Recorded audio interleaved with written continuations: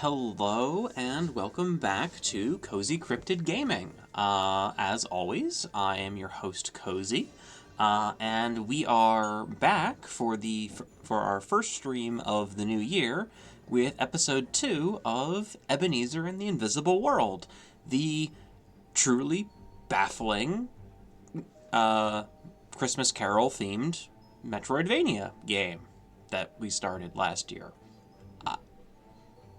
Still a weird sentence for me to say. But yeah, we started this last year, which was like a couple weeks ago.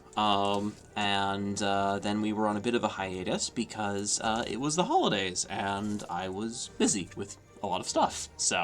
But we are back, and I am certainly interested to go back into this game. I still keep asking myself why and how this got made. I have a lot of questions. I will definitely be doing this episode of the game, and then I might end up finishing it off stream. I might record some of that, I might not. Just because I don't know how long this game is. I kind of have deliberately kept myself from looking anything up. And I want to kind of keep going through this blind. So, we'll definitely do this episode. If it seems like it'll only be one more after that, I might do it as one more. Or this might end up being something I, again, finish off stream. And then maybe come back with a video review of it. Because I find myself compelled by just the fact that it exists and is a very strange mismatch of things. But I am joined this time again by my partner Ediford. Hello, I am here. I am an English major, and finally a chance to use my degree. Yep. So I'm going to be going all English major all over this thing's butt. Because I had some thoughts after our last playthrough. Yeah. Our last episode, I mean. Yeah.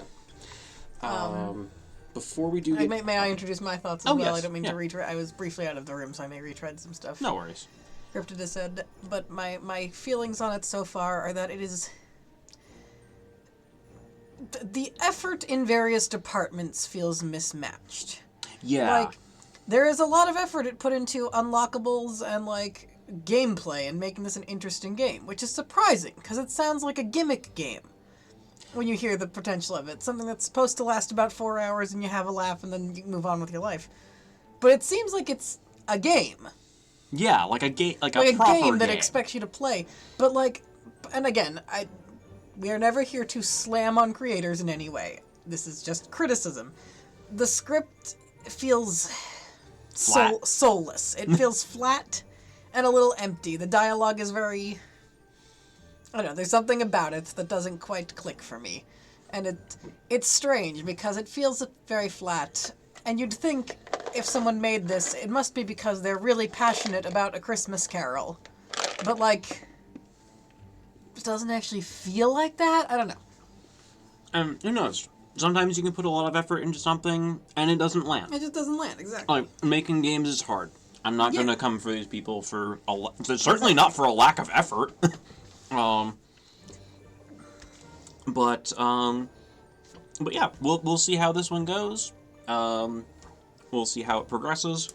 I do want to do two sort of like little housekeeping things. I will actually be doing more there. Part of the other reason I might finish this off stream is because there's other games that I want to play and show people, especially because I now have a USB CD disc drive, so I can actually play some of my old games. Thank you again, Oleander, for loaning that to me.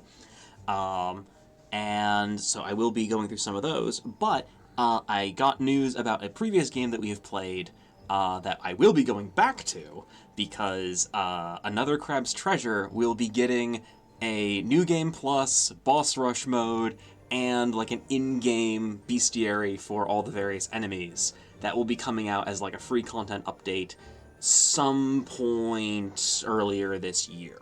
So when that happens, I will absolutely be going back to see like what the new things are, like speed run through stuff, etc. But just that's something that's coming up on the horizon, and also the game Wheelborne that I did a demo for. Apparently, the full game will be released for free some point this year. Apparently, so when that happens, I'll definitely be doing that. But in the meantime, I have plenty of other fun things lined up, and we have this strange game to go through and see what else we have. So let's return to Ebenezer and the Invisible World. No, that was just the file that I pulled up to do sound check earlier. Actually, do let me know if the background, if the game audio is like too quiet, too loud, etc. I had to reset some things, so it should be okay. But as always, do let me know. For those who weren't here last time, yes, we are playing as Ebenezer Scrooge. We are trying to basically do what the ghosts of Christmas past, present, and future could not to another rich industrialist who has it out for the working class. So we are trying to piece together the past, present, and hopeful future of one Caspar Malthus, who is currently trying to use mechanization and an army of hired thugs to eliminate the working class of London. As mentioned in the previous one, topics get a little heavy on this one, but like that's the nature of this particular. It's about the exploitation of the working class, so Yeah. we have to talk about it. Yeah, like If you're not willing to talk about the exploitation of the working class, sorry, you shouldn't be talking about A Christmas Carol. That's what it's about. yeah, Like, that's one thing that these writers did get correct. I was like, no, we're gonna really lean into that actually. oh yeah, it would have to be. Yeah. Okay, there's how I change those. Excellent. All right, let's continue. I do not like the weird lizard ghost. I don't like it. What are my controls again? That's my backdash. That's my other one. Whee!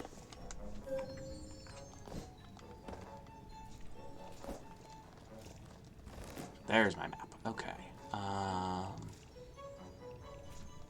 You know what? Let's.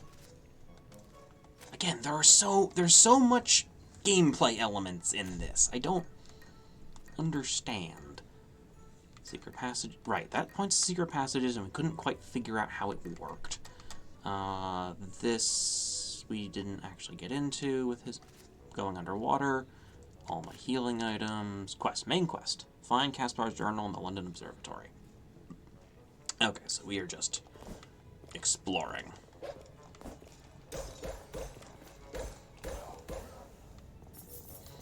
This is just... Oh.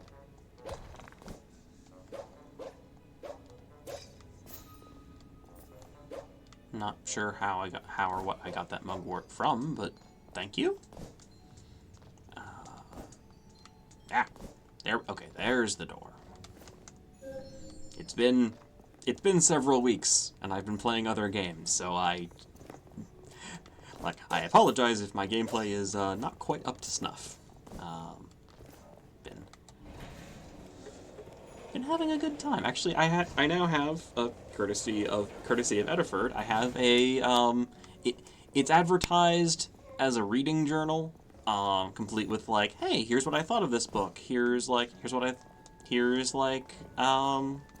a multi-point chart for, you know, what I thought of like the story, the themes, etc. And I have converted it into a gaming journal, which is also nice for keeping my itinerary of what games I want to play on, both on stream and just for personal use. It's very nice. Nope. How did that ghost perish? Also, where is the weird... Okay, Spirit Kid is now active. Yeah, the spirit kids. Like, why are there the ghosts of children that the Ghost of Christmas Present is, like, hiring out to us to help us in our quest? I have so many questions about this game. Like, oh. Do I have a grappling hook yet? Ghosts. Bounce kick, dash, teleport, and my combat. Okay, so I do not yet have whatever ghost gives me a grappling hook. Brand new sentence.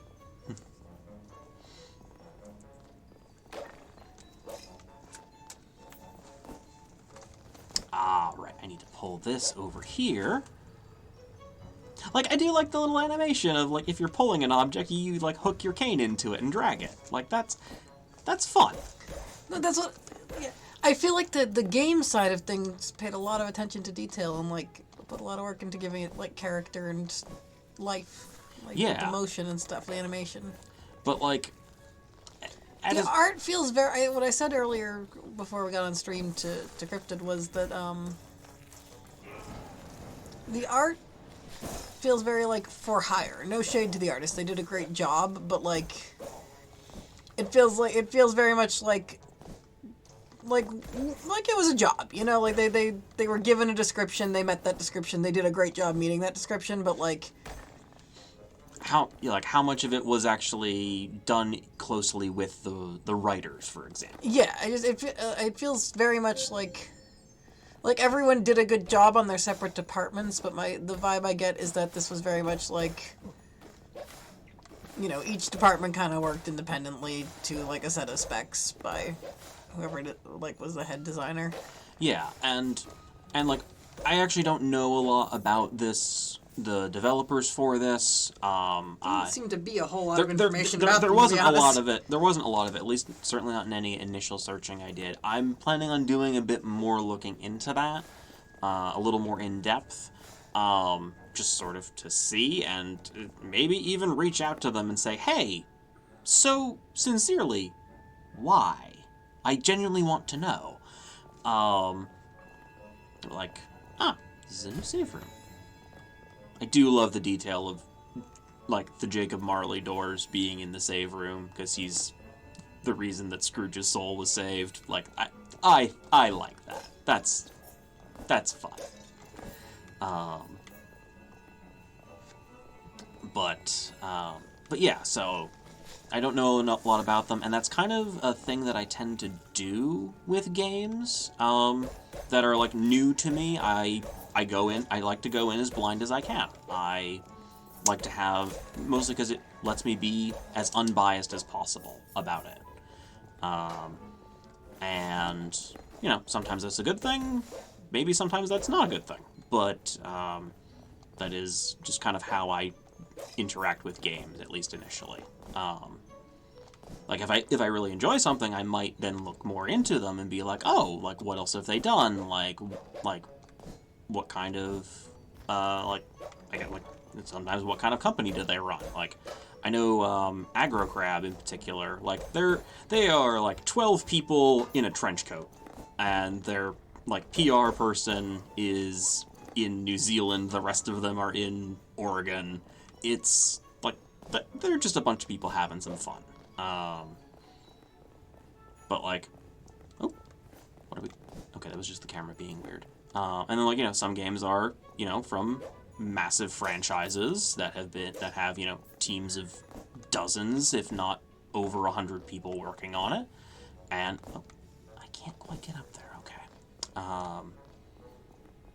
Again, why does, like, it's a Metroid, oh, here's our journal, never mind. Further thoughts will wait. Ah, at last, Kaspar's journal. Quickly, read it and let us know what it says. A mere collection of mundane observations? Visits to the museum, musings on the observatory? Where are the answers we sought? Wait, this entry here. What does it say? He writes about the loss of his mother. He writes with a heavy heart, but his mood soon turns to one. soon turned to anger.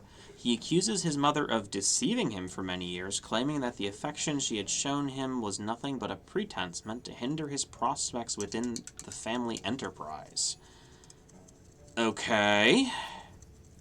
Grief makes us think weird things, but I cannot believe that. My parents would bring me here every weekend, and I would often see Caspar and his mother Lillian together. Those two shared a close and affectionate bond, and I cannot conceive of her, or any mother, deceiving him in the manner he suggests. Maybe her death holds some key for redeeming Caspar? I feel like a thing this writer, respectfully, again, is failing to grasp about, like, Dickensian style is that, like, yes, Dickens was very verbose. He was paid by the word, and, like, people tended to speak in, like, fancier, bigger terms back then. Yeah. He's also funny. Yeah. Like, he's funny and witty, and, like, the man used exclamation points. Like, there's a lot of discourse about this in, like, writing communities that, like, you shouldn't use exclamation points in any kind of serious literature. My take is that the people who say that are wrong. Like, that seems foolish and limited. You should use them for emphasis when it is called for. People can overuse them, but, like, she should have said, "I cannot believe that!" exclamation point right there. Like, someone has just accused her mother of being terrible. She should be emoting, and, like, if the art isn't gonna, like, be particularly emotive because it's like single sprites for everybody. Yeah. Where they're all kind of, like, vaguely smiling, then you need to, like, convey in the emotion in the text somehow, and, like, that exchange right there is a great example of how, like, everything in this game just feels very, like, clinical in the dialogue. Yeah. Like, it's just flat. very, like, it's very flat, it's very technical. I don't know, yeah, there's not a lot of emotion in it. Yeah. Death? No, Lillian did not die, at least not then. Caspar told me that she had been committed to Bedlam Asylum for treatment. Oh boy. Some sort of mental disease or hysteria. It was around that time that I stopped seeing Caspar. Well, does she still live or not? Caspar's mother may be the key to understand his metamorphosis from an innocent boy to this wretched industrialist he has become. Ebenezer, I do appreciate that you are still a resident of the mortal world, but please be aware that we do not receive a telegraph with tidings of every spirit's passage into the next world. That was a little funny. Yeah, that's more on par with Dickens. Understood. So a detour to Bedlam Asylum then. Because our path wasn't convoluted enough already, let's add a madhouse to the mix. How delightful. You must know that the chances of finding someone coherent in that wretched place are slim at best. Sadly, I agree, but we must try. We face new dangers, though. Cruel experiments are carried out on the hapless patients, hidden away from public scrutiny and knowledge. That is true to history, and we'll get into that. Yeah, I am bracing for me having opinions when we get to Bedlam Asylum. They've referenced it a few times, and I'm just like... I will say this in advance. If just mentally ill patients are used as enemies in this game, I am slamming my notes shut and walking away from the stream. Yeah, you no. don't do that. Yeah, no. You never do that. So we'll see how this goes. You're on thin ice, Ebenezer, in the secret world. Let's see. Yep. They seem to be emphasizing that the patients at Bedlam are victims, so hopefully we'll see that reflected in gameplay. This won't be dissonance, but it's a very easy thing. If there are, like, ghost enemies in there that are, like, the medical staff, that would make actually a great deal of sense, because the idea is that I talked about this a little bit on previous stream. I already feel like the game is sort of fundamentally misunderstanding the point of the source material by being a combat-based video game. Yeah. Like, this should be more like Disco Elysium-y, where you're solving these things through, like, social navigation and developing your empathy as a skill. Yeah. Like you do in Disco Elysium. You know, something Scrooge you needed to do. Now I'm thinking about how much better this would be if it was just Disco Elysium, and yeah, it would just be better if it was Disco Elysium. It would. But, like, it should be more like... that is a hard take, I will say, of this game. This game is inherently flawed because it chooses to be a combat-based Metroidvania. Rather than a point-and-click, functionally detective story. Like, this shouldn't be a violence-based game. Like, people talk about violence in video games, and, like, it's been talked to death, but, like, not all games have to be based around combat and killing enemies and slaying bosses and, like... Assemble with care. Yeah, I mean, Yeah. there's a bajillion Yeah. games that aren't like that. Yeah. But if you're choosing to base something off of A Christmas Carol, there are tons of, like, non-violent genres you could choose to do.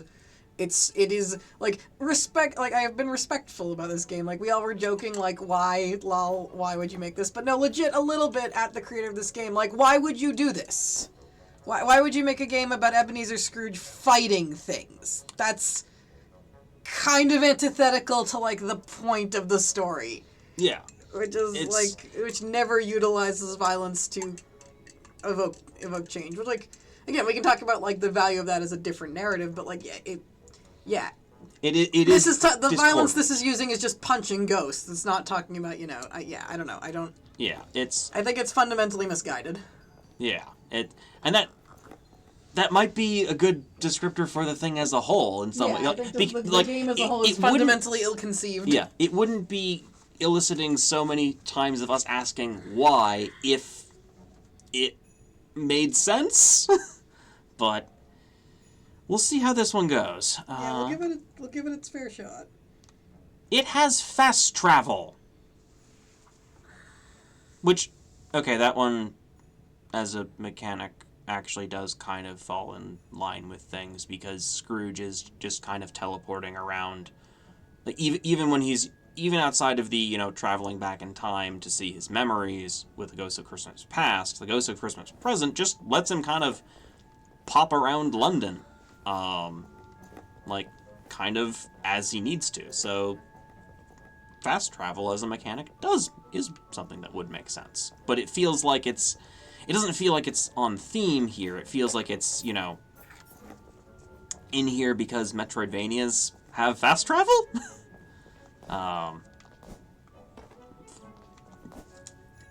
I can't climb up there.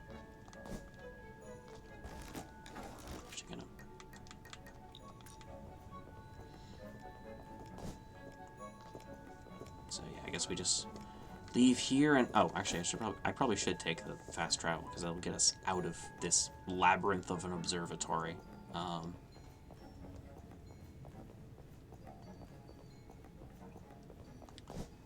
we can go to West London.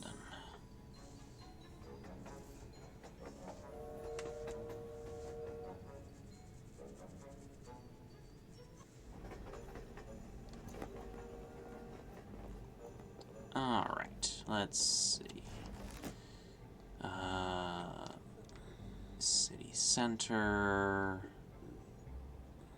I think it would have been back this way, so... Okay. Right. Haughty ghost who throws tomatoes at me.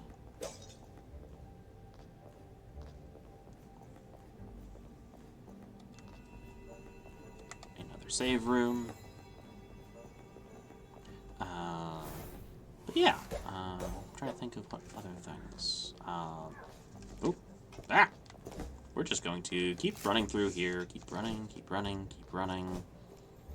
Yeah, I will probably try to avoid most combat in this. Like, one, that feels more in theme, and two, it will get us through the game faster if I'm not pausing to attack every enemy. That was actually one that playing the lesson of you don't need to fight every enemy in a game is one that I'm sure many people can pick out whatever game it was that taught them that, but for me it was in fact Bloodborne. You don't have to fight everything in that game. You can just run. You can just run away from things. In fact, it is sometimes the better option. Also useful in some of the Zelda games.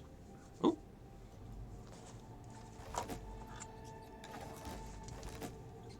Okay, so there are sewers that can be explored in this. It's probably still that upper level. Wait.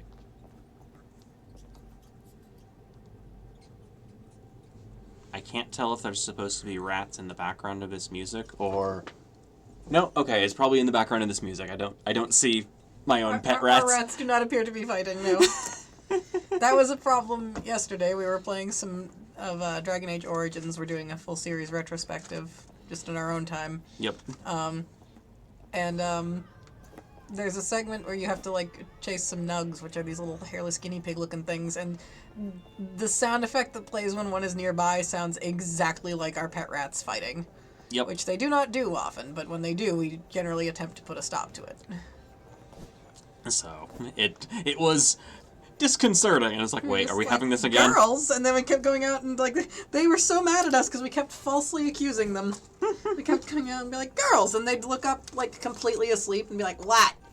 We were asleep. We didn't do nothing. Can we go back to bed? We didn't do nothing. I'm gonna say hello to them. Yes. They are Pepper. They are Pepper and Pearl. They're under a blanket currently. They like to be under blankies.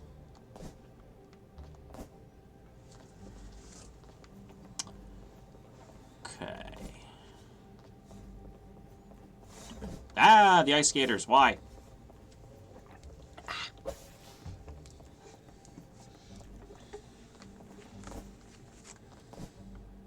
Okay. Boing. Ow.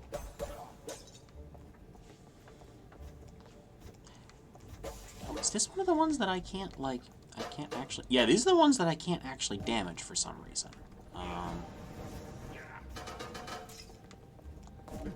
Ow. I can just dodge. Can just... Wait, hang on. Bedlam... Okay, Bedlam Asylum is this way. It looks... Oh. Jack in the Box, why must you do this? Hello? That's a very large ghost chained up in the background. Whomst? Who is that supposed to be? That's... Huh. Oh, yeah, who the heck is that? Who or what is that? We must determine. Yeah. I'm sure we'll get there eventually, but... Oh, thank you.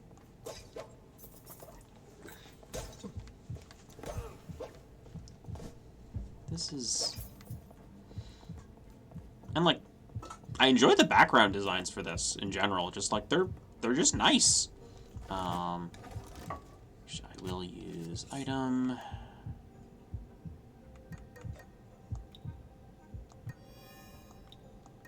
Give myself a little bit more health.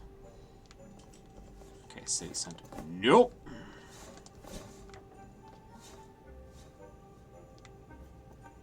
I never like enemies that move that fast in a game. I just don't. Ow.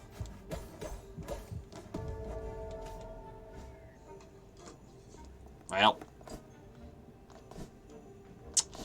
Sometimes we use healing items, and sometimes it's not enough.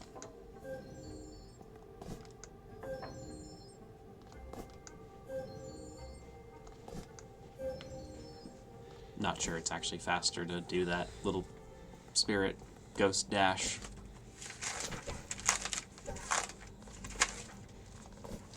There we go. Okay. Let's try this again.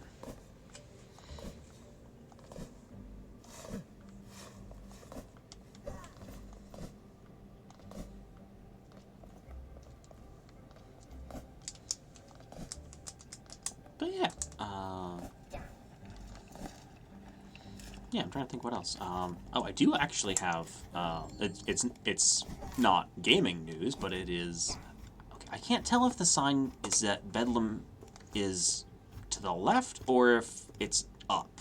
And unfortunately, those enemies being there makes this a little tricky. We will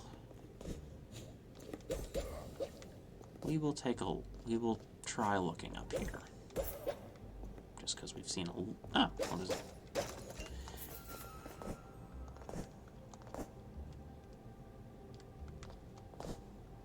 Well, there's at least a save room, so we will use this save room, and then... Okay, Bedlam Asylum is back that way, so you know what? this goes to the left. We will see if following it gets us there. Oh, city center. Okay, this is a factory. This is the Malthus factory. We will leave. We will leave here.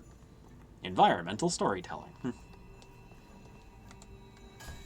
And we will progress. But yeah. So in other hobbies that Cozy now has, so I have a bread maker now, and it's fantastic. I really like making bread, it turns out, now that I have a way to do so easily. And I've been having a lot of fun with it. It actually came with a little recipe book, including a option for gluten-free bread, because I don't have anything diagnosed for a reason to need gluten-free bread. I just, have a stomach that does not like gluten for various reasons. So it's nice to have that as an option, because buying gluten-free bread is sometimes a bit of a pain, and does not always come with good options. So making my own at home is nice. And it comes out really good if you toast it too.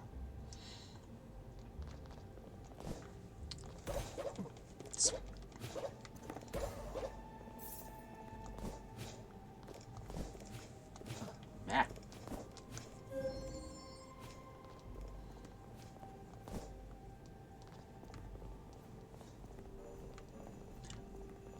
Okay, that's a glitch that I've now seen twice. Hang on, let's see if that... Okay. Yeah, the signpost has like starts with 2 arrows, and then one of them disappears. Why?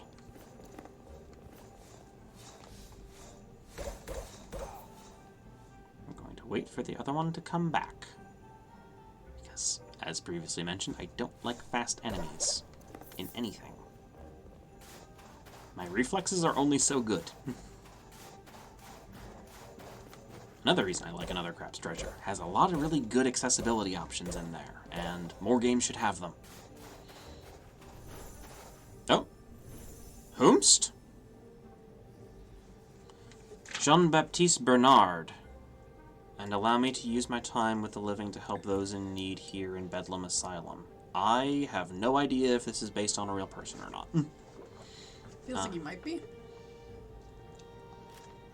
I'm not the most historically informed person. I'm sorry, I did not mean to disturb you. No apologies are necessary. I was offering a prayer for those suffering tonight. Spirit, I do not mean to make assumptions, but I am surprised by your presence here. How did you become trapped in the mortal world? I squandered my time in life. I obsessed about what I believed to be declining morality and brutality here in London and throughout the world. I fell into despair and lost hope in the goodness of our human world. Would you say that you have hope now, in the afterlife?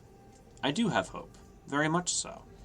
Throughout my many years in this afterlife, the people have demonstrated to me that the arc of time leads to good. Why are you here in Bedlam Asylum? Is there a way I can help you? Yes, like all spirits, I am unable to ease the suffering of mortals. Nowhere in this city do I see more suffering than in Bedlam. So many innocent men and women have been locked away and forced to endure cruel psychological and physical experiments. If people only knew how the unjustly detained were being treated. So the rumors are true. I have heard whispers of sinister activities here in Bedlam Asylum, but the institution has always been held in high regard by my friends in industry. Please, Spirit, tell me what you can do to stop this. Also, I'll have to look it up, but I'm fairly certain, the real Bedlam Asylum was technically not operational at this point in time. Yeah, I'm actually not... I'm looking it up. Yeah, what time is Ebenezer is Christmas Carol supposed to be, and then when Bedlam was active. I'm just checking the Wikipedia and whatnot for it. There is evidence of this malicious behavior in the Bedlam Asylum's medical files. Find it and deliver it to the officer in London. His name is Samuel. With these documents, the police force will have what it needs to act.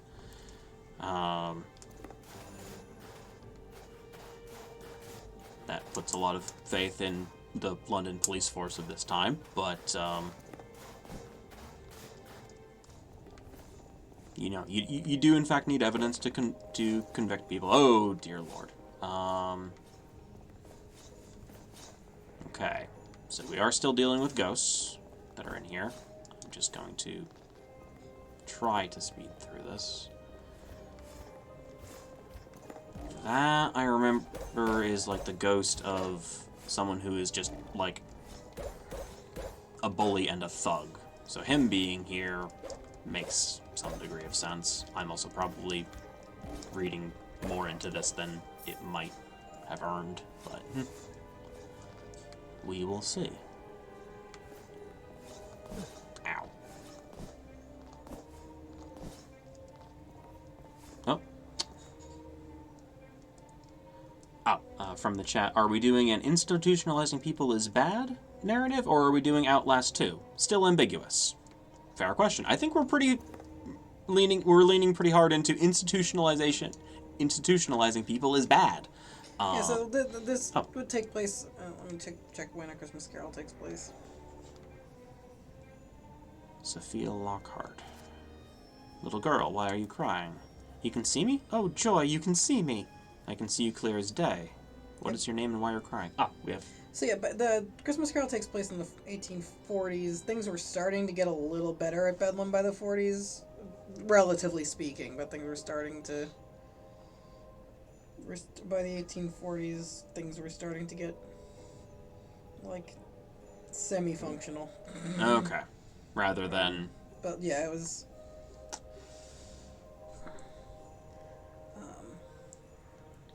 yeah, from in 1816, the worst guy was ousted. Okay. There was significant improvement in the 1850s. But so in the 40s, it would have been kind of like it had been rebuilt, so it shouldn't be shown as dilapidated. Yeah, but, which I will say it's not being shown as that. I was just doing a little lip research real quick because I was like, I know that it's been a place since like 1200 something. Yeah. And not to give absurd credit, but to at least give points where points are due. If this takes place in the 1840s and in the 50s is when it became significantly better. Okay. Having us improve things or show stuff is maybe worthwhile, but the wing for the criminally insane would have been the concept of the criminally insane would have been relatively new. Okay. For 20 years at this point. Anyway, I just wanted to get some fact checking in real quick. Yeah, always good to do.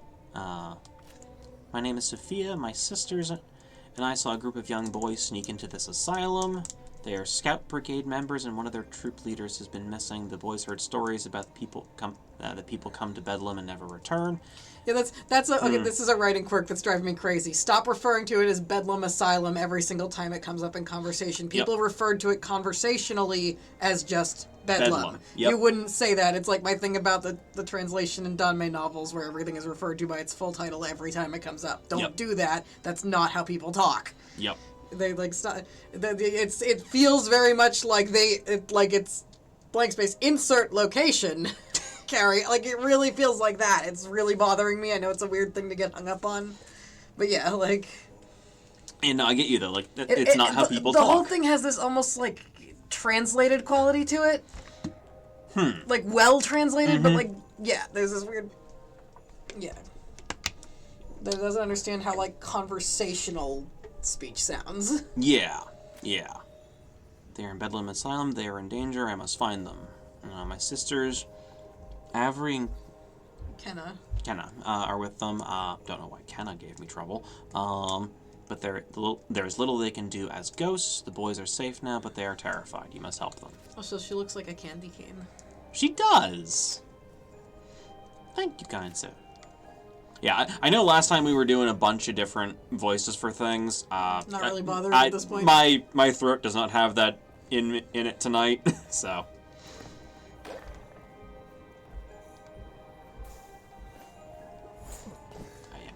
I'm going to deal with this. Yeah. Nope.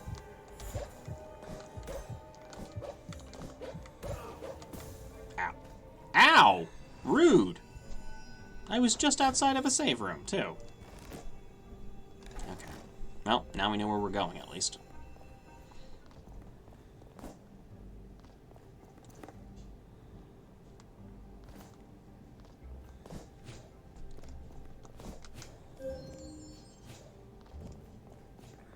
Dodge things.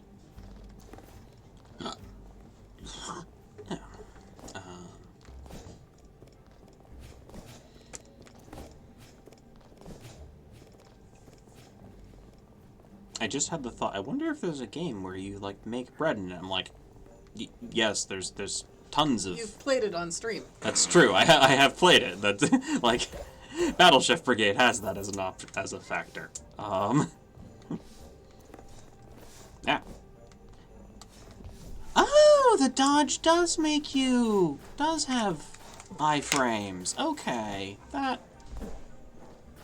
actually is helpful.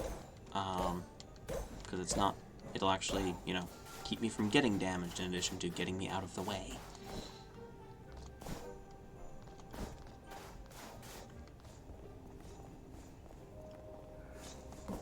Ow. Ow. Okay, we're gonna try to do this.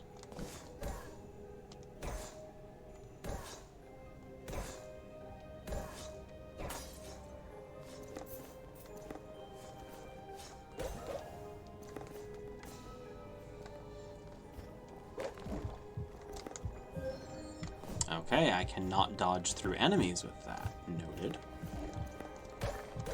We are learning.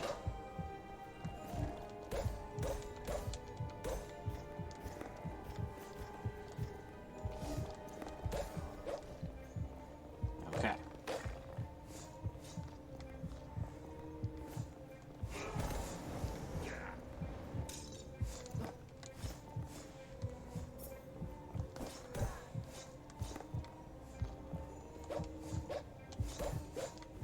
Okay, turns around.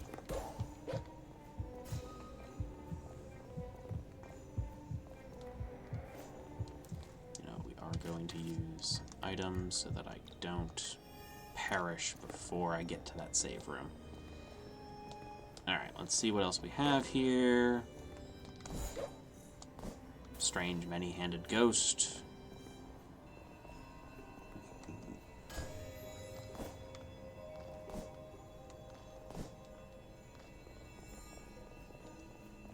Wait a minute, is that a...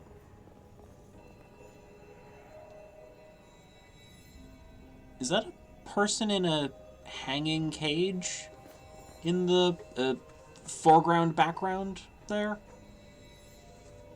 I think so. I can't tell if that's supposed to be like a person or a ghost. It's a person. I can't tell if they're supposed to be alive or not, but it looks like a person. That... Yeah, that's... But, okay, yeah, they didn't have fucking... Sorry for cursing, but they didn't have... Okay, this looks more like what Bedlam in 1840 might actually have looked like. Yeah.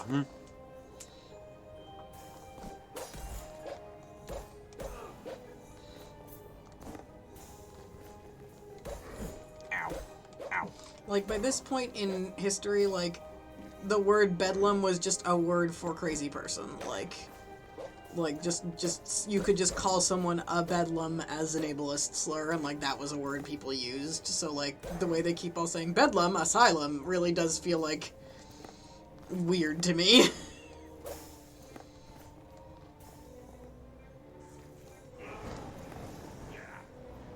Yeah. This is ack. I swear I'm good at video games. Y'all saw me beat another crab's treasure.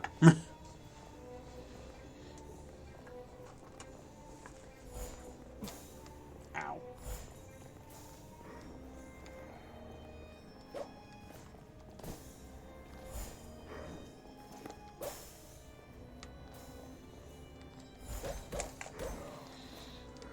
Excuse me. Ugh. Ah. Okay, elevator. Elevators are also something that I associate them with, like, very modern times, but they're way older than I always remember. Like, they've been around for all kinds of things. Oh, this is not great.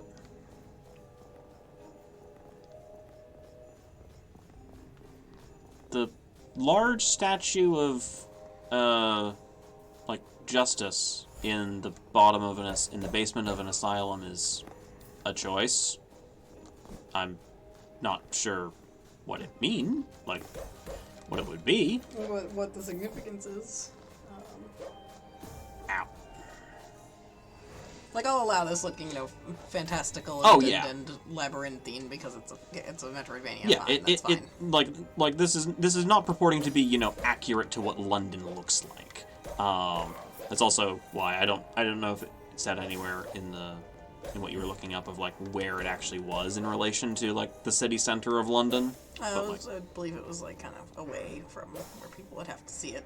Which It was originally a monastery or something, so oh yeah, or a priory. So yeah, it was originally some kind of religious building, which was usually secluded. that makes sense. So I believe it was like off away from things. Yeah, but like it's a video game. We need to be able to get to places, so distances will be condensed. It is like one of those historical things that I'm like I still kind of like get a little like squiggly about, even just like go back for a second and look in that room. Yeah. Like, I don't. This is a personal opinion thing. I'm not canceling the developers of this game or anything. I don't like, even if like the moral is, I guess the plight of like the abused, mentally ill in institutions is terrible. Mm-hmm. Like, you're still quite literally using a like tortured person as set dressing right here. Yeah, Like quite literally, a man suffering is being used as set dressing. Like, there's nothing you can do to help that guy. Yeah. There's nothing. That bothers me, like, in games in general. Yeah, Like, this is not new to this. This is not unique to Ebenezer, but it feels particularly, like, inappropriate. And again, and I'm strongly attached to A Christmas Carol and its morals, but, like, it's like the whole point is that Scrooge would stop to a reformed Scrooge would stop to help every man he passed by on this journey. Yeah. He would not, like, go do this, get a couple people out, and that, like, Scrooge, as we see him reformed, would get here, go, oh my god, I'm not gonna do Castlevania crap through here. I'm going to go directly to the heads of state and get this entire place, like, yeah, reformed and demolished. Like, yeah, and, like, Scrooge would have with my ample, like, okay, I'm actually sorry, I've just keyed on to something about why this bothers me, about why it's like, why I don't want Ebenezer Scrooge punching things. I want Ebenezer Scrooge to use his money to solve problems. Like, this should be a logistics and resource management game. It should be a city builder. This should be a city builder. Yeah. This should be a resource management game about using your funds to better the world without just exhausting your funds immediately on, like, pointless, on, like, kind but ultimately not change-inducing altruism. Like, okay, I've just hit a revelation while ranting. Like, the problem with this game is that it's a Metroidvania and not a resource management sim where you delegate and, like, a city builder where you use Scrooge's real estate knowledge to, like, fix this stuff. Like, a mission in that could be Scrooge learns about how bad stuff is at Bedlam Asylum and is directly responsible for its reforms. Yeah. On a, like, managerial level. And no, that's not exciting or flashy. But, like, it can be. People like those kinds of games. They're popular. People play them. Yeah. Like, they're a huge thing. They're not always my cup of tea, but like, people like those games. You could actually, like, tell a compelling narrative through that. Okay, so sorry. At whoever wrote this, you picked the wrong genre. Yeah. You picked the wrong genre. Not a bad concept, but, like, the wrong genre. You should have made it, like, more in tune with, like, the themes of the game, and then the point of the character. Because, just, like, I don't know, that bothers me. And again, it would be ridiculous. Like, Oleander mentioned Outlast in the chat, which, like, we can't even, like, talk about Outlast on CozyCryptidGaming. It's so R-rated, but, like... We can barely mention Disco Elysium. We can barely talk about Disco Elysium. Like, we cannot talk about, like, what Outlast is beyond that, it is... Admittedly, I like the game as just a, like, piece of gameplay to play. Like, I do enjoy a ridiculous screaming survival horror, but, like, it's a deeply problematic game in its portrayal of the mentally ill and, like, its handling of, like, and there are moments where it works and moments where it lands because it is still very much these people have been victimized by something. But, like, it still pulls a lot of the trope I hate of just like, oh, mentally ill people, so scary. I've ranted about this on stream before, I think. I think so, yeah. Yelling about a book that I read or something. It's a thing that really bugs me personally. Like, crazy people aren't props. Like, this is also why I didn't like Nosferatu. Romani people aren't props either, but we'll save that rant for a different time. This is Yeah, look how many empty slots that we've been at this for like an hour. There's so much stuff you can get in this game. Yeah. Like, this is a gimmick game. Why are there so many unlockables? Why are there so many, like, mandatory There's so upgrades? much work for what feels like it should be a joke, and then you play it, and it is sincere, but it's also sincere in a way that's, like, still kind of... We throw the term media illiterate around a lot these days, and I think it gets overused, but... But it might be. Not illiterate, but, like... You're kind of engaging with this on, like, a middle school reading level, you know? Like... Yeah.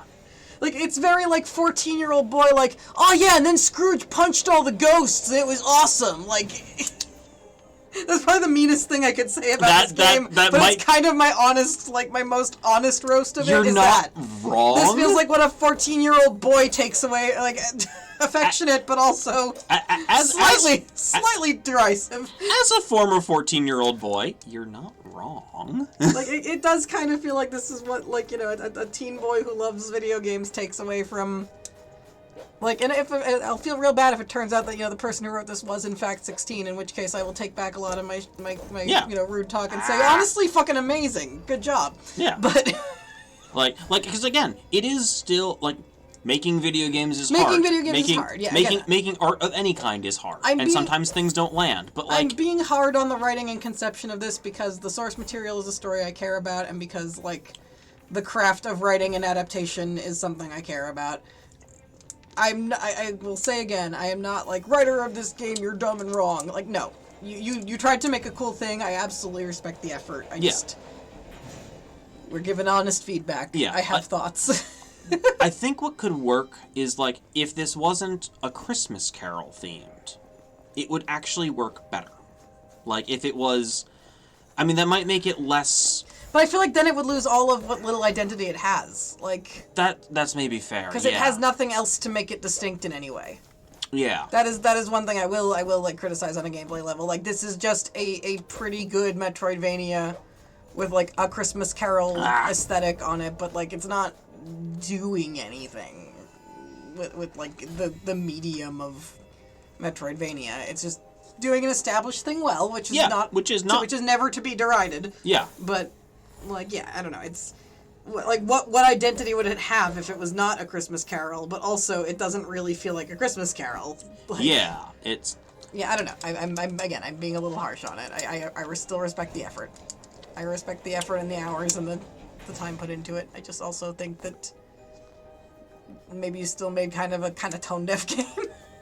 Yeah, tone deaf. That might be the best descriptor, or a better descriptor. Yeah, this is just strange.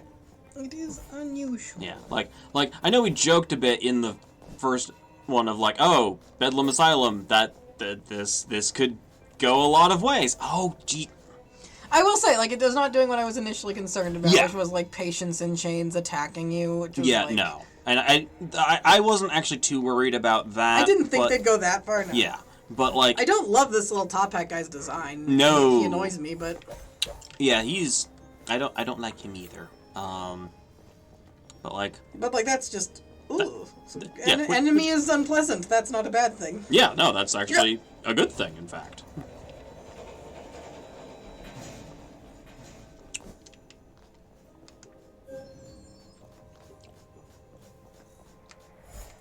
Ah!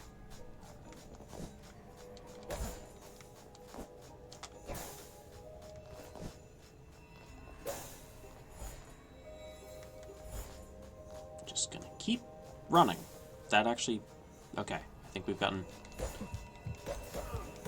Ah!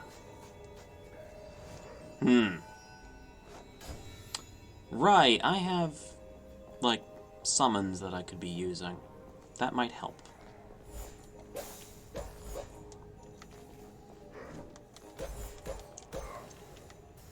In unrelated news, audience, I have recently learned about candle making, and I'm currently shopping for smells. Yay! So far, you've made a couple that are really nice, actually. I made a few duds too, so Yeah. let's not overinflate my ego here. I mean, that's fair. I made a few that were like, oh no. No, that stinks. That's no good at all. Well, mostly, I don't mean like bad smell, I mostly mean like worst case scenario, they smell like lemon pledge, you know what I mean? Yeah. Like, oh no. It's like, hey, if you want a lemon pledge scented candle, I could have sworn y'all had a bergamot. One of the ones that's only available in gift sets. maybe? Oh dang. I like bergamot. Is it bergamot or bergamot? I don't know. Audience, leave a comment. I won't look it up. This one I'll leave to encourage engagement. Is it a French word? Is it not? Tell us. Get in the comments! Oh. Okay. We're going to be patient here. We're going to see if this... hard tea, as far as I've heard, says Oleander. So, bergamot. Very well.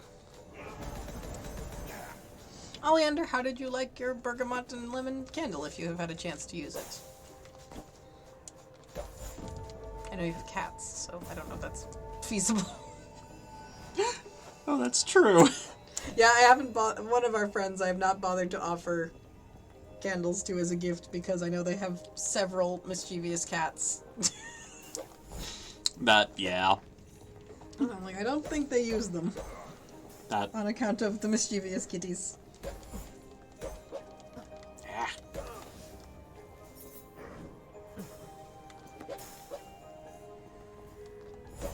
Also, I am sorry, my audience. They, like, this game is, proving harder than I remembered. Have not actually, lit the candle yet, but it's sitting on their display shelf. Oh, nice. Excellent. Hope that if you use it, it smells nice. I did my best.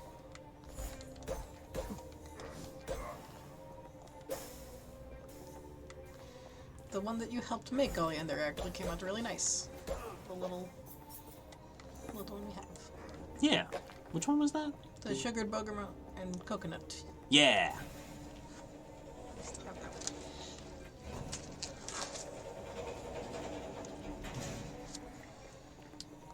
one. Okay, we still have most of our HP now that we're in this room again.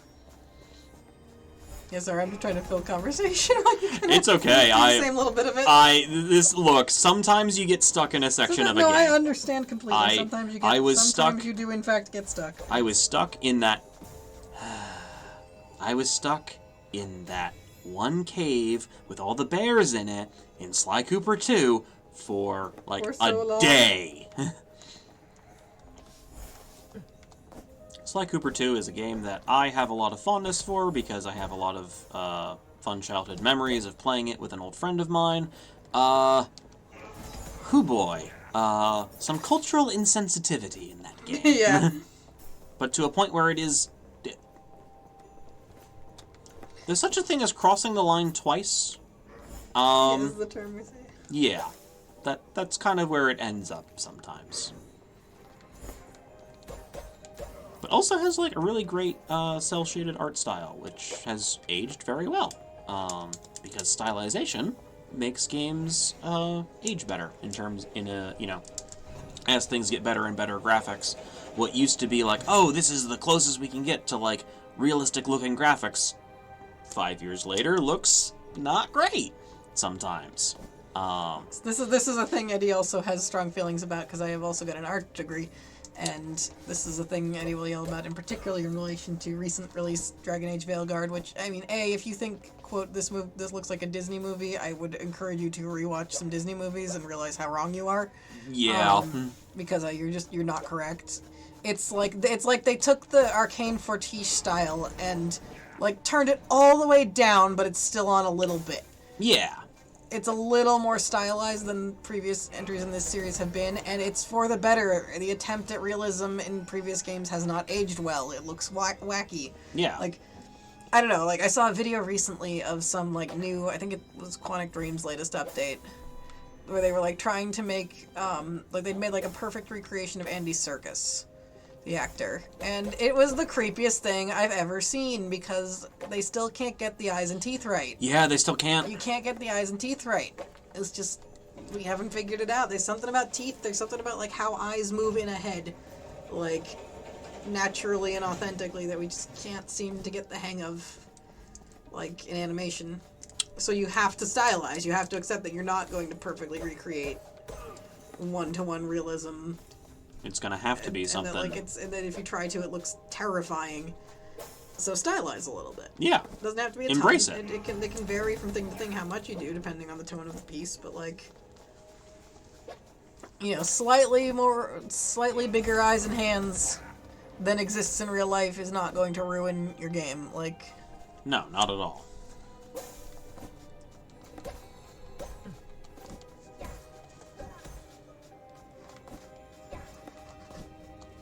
Ah! Okay, we made it past there.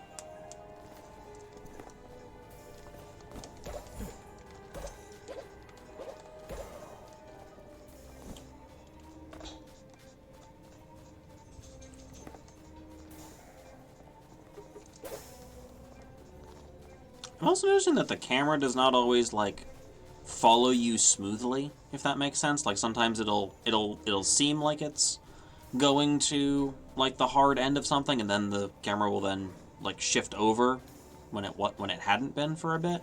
It's odd.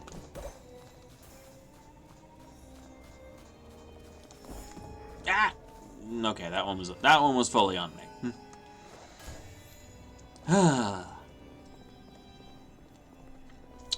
Also, I think if I'm struggling this much on this game, and it's, you know, not a Souls-like featuring a bunch of hermit crabs, this might be the last episode of this one just on, like, my abilities as a gamer. Like, plus it just seems like needlessly long, frankly. Like, yeah.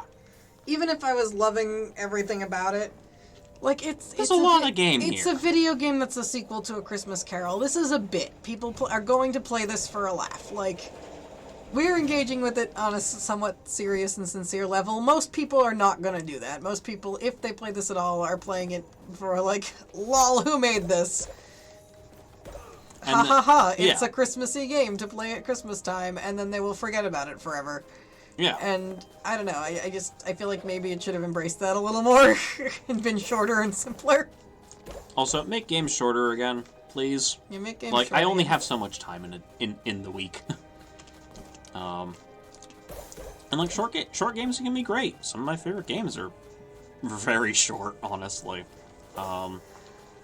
Like Assemble with Care is I would actually put Assemble with Care as one of my favorite, like, video games, because it's doing something really cool with, I think, doing something cool with the medium. It's telling a nice story, and it's just, like, it was, like, we got it done in one stream.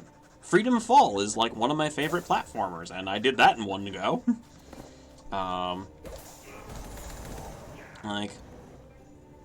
Like, I think we've moved away, like, largely of, like, big game releases treating, you know, 100+ hour story as, like, a good selling point. It's more of a, like... just know what you're getting into. Yeah, it's more of a know what you're getting into rather than it's long, therefore it's automatically good. Which is not to say that there aren't games that are very long that I do enjoy a great deal. Like, I am a huge fan of Breath of the Wild, and Zelda games in general. Like, actually, I'm planning on, once I figure out how to get it up and running, I am planning on doing a stream of Legend of Zelda Minish Cap, because that is my favorite Zelda game. Do I think it's the best Zelda game that's ever been made? No. But it's my favorite. Oh, sometimes that's absolutely the thing. Like I feel that way about so many things. Like, there's my favorite, and then there's the one I think is actually objectively best. Yep. Sometimes they are not the same. Okay. Like, I'm that way with Fire Emblem. I think 9 and 10, the Radiance duology are the probably the objectively best ones, but I like 7. I like 7 best. Yep, that's the one that's just Fire. This is titled Fire Emblem, yeah, Cool. in the U.S. It's I think called the Blazing Sword in Japan, but the U.S. release is just Fire Emblem on the Game Boy Advance, and it's one of my favorite games that anyone's ever made. Yee. I'm just going to avoid that ghost because I am at very low health and I might not have an option. Okay. Also, you know, obesity used to indicate like gross wealth is kind of just not true to life and like lazy. Yeah. Although I'm not sure if that's wealth or something else, but you know, Or probably. might be just gluttony. I am once again at, you know, am I missing? No, it's just that it's only those areas. Okay, this is You're just. just having a bad time here. I'm just having a bad time. I'll be back. I must take a bio break. Do you need anything while I'm up? No, I think I'm good. Thank you. Okay, I shall return momentarily. Yeah. Also. But yeah, trying to think. What are other things that I can talk about while I'm going through this, this section of the game yet again? This is like me fighting any of the bosses in Another Crab's Treasure, but those had really cool music to them. I am actually really looking forward to going back to Another Crab's Treasure when that eventually releases. They've like they haven't. Today was when they made the public announcement about all those updates. I technically knew about them a little ways before this because I'm in their official Discord server. And they were saying like, hey, we want to be able to do this, but like we're not announcing it publicly yet because there's still a lot of work to do. But yeah, doing a New Game Plus is probably the most requested thing that people had. And then the boss rush and bestiary were close seconds. Well, second and third, I guess, but I don't know which is which. I know I was one of the people clamoring for a bestiary because I like it when games have those. I think it's fun. But yeah, I'm very much looking forward to that. And will that end up being like a full stream like play of the New Game Plus? Probably not, but it might be fun to do some of it, or it might be the sort of thing where, like, if I want to do a bonus stream one week, that'll be what I do with the bonus stream. Oh, come on. But yeah. Yes, the struggle bus is in the station, and I am driving it. I believe in you. I believe in you. I beat Bloodborne. I beat Another Crab's Treasure! I know you did it. You can defeat this. Are you sure? Yes. You are more I am... Now I'm gonna be mean. I am very confident that you are more powerful than this game. I don't think it's about power levels. I think it's about platforming. Look, I got through the White Palace in Hollow Knight, but that was several years ago and much farther into Hollow Knight. I was locked in on like what the platforming of Hollow Knight was. Oleander makes a very good point. This game might have unequal difficulty spikes, which is a thing in some games. Like, whether that is intentional or just a product of, you know, what the game was or what have you, that can be a thing. Like, difficulty curves are not always smooth. I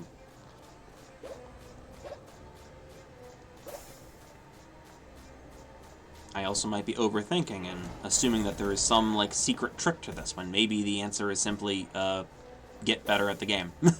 Which sometimes is the answer, and is not always an answer that I like to hear, in some ways because I think it's a little elitist in some cases, but, like, also, games are a test of skill, so working on those skills is necessary.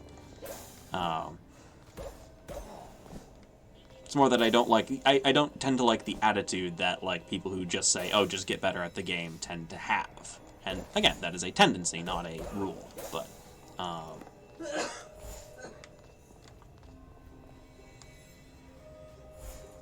okay. This is... We're still in this area. Also, thank you for your encouragement, Oleander. You're right, this area is so doable. That's true. We've been saying the game does feel good, but Yeah. Oleander is correct. It could be poorly balanced. Yeah. Which, like, balance is always an issue. Like, again, games are hard. Like, there's a reason you'll never catch me saying, oh, I could make this. Because, no! I could not! Like, a board game? Sure. I technically made one. I've made... actually, I've made at least 2 for, like, school projects. Because, yeah, I totally wasn't a nerd at any point. Totally not. I'm a gigantic nerd.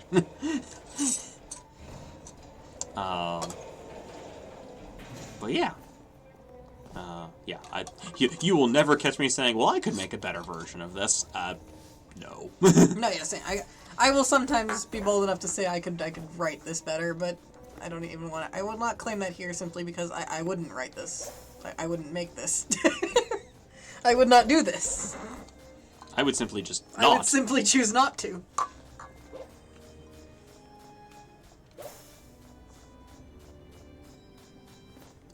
And timing. And... Okay. We are past the first platform.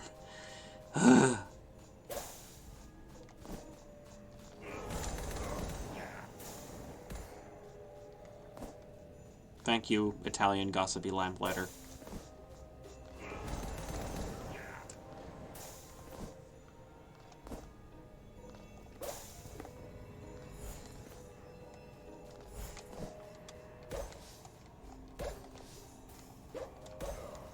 Okay.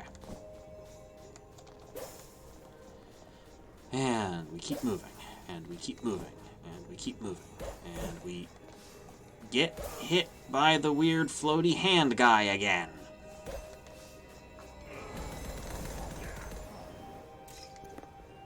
Okay, we're out of mana. We're gonna wait for this projectile.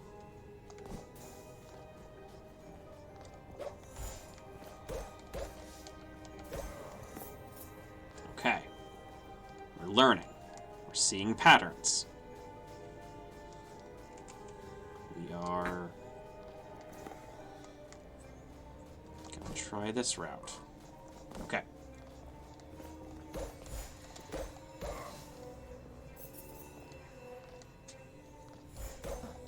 Ow.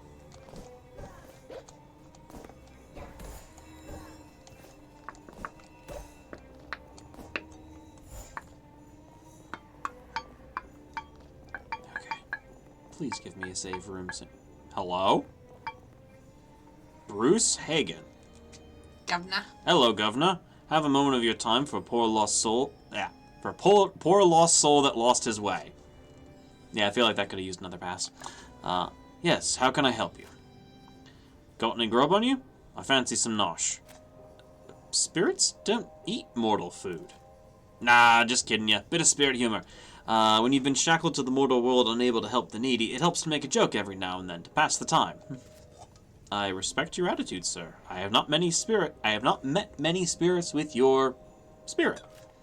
I like your spirit too, geezer. Ha! Seeing you help others, and I need some of that. I was a prisoner once. Bunkmate of mine, Rowley Haywood, once told me he committed a crime and blamed it on a local vagrant. Vagrant's name was Arvel. Everyone thought he was mad anyway, so they locked him up in this asylum. That is the thing that... That is what happened, yeah. Yep. Innocent man locked up. This is terrible. Why didn't you speak up? Selfish. I was a coward. I never said a word about that confession. I myself was angry at the system. I didn't think of the needs of others. Haywood is no longer with us living, but I see that Arvel still rots in Bedlam. Set him free, will you? Do him that much of a kindness. I will find this man and return him to the liberty he was unjustly removed. The prisoner's quest. Okay. See, like, yeah, like, Scrooge going in and, like, finding the people who, like, using a connection to Ghost to find out, like, who is unjustly imprisoned, and then freeing them. Yeah, I can, that part. That aspect of it, maybe, but... That, I'm gonna hard disagree with you there, respectfully, Cozy. That implies there's such a thing as a just imprisonment in Bedlam Asylum, and there literally was not. That's true, yeah. There was no just imprisonment in this place. Yeah. It is not a thing. Yeah, no, that's... Nobody went here because they were, like, maybe, you know, a handful of people in its entire, like, several hundred-year history were sent here because they were actually a danger to others who could not be fixed any other way. Like, I don't know, just... Who's justly imprisoned then, Ebenezer? The women who got postpartum depression and their husbands had them lobotomized? Like, yeah, that's a good point. Like, I don't know. I'm just... Yeah, no. Yeah. Like, this is an asylum. It's not a prison. Yeah. There's nobody here who is rightfully serving out a sentence for wrongdoing. Like... And even the people who, like, might be a danger to others, like, still deserve, like, to not be kept in deplorable conditions. Yeah, I don't know. I just have to disagree with that. No, you're fair. Like...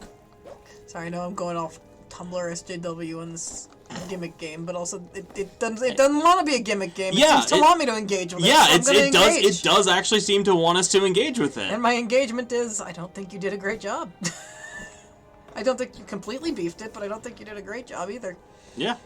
Like, it feels mixed. It's very mixed reviews. Steam feedback, mixed response.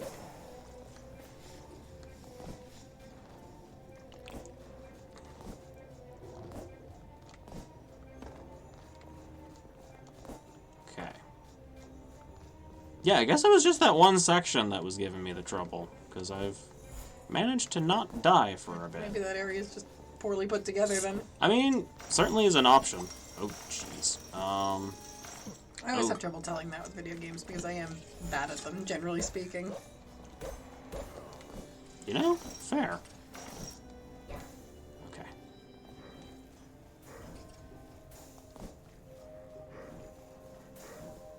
Oh, the hat's made of mushrooms on that thing. Okay.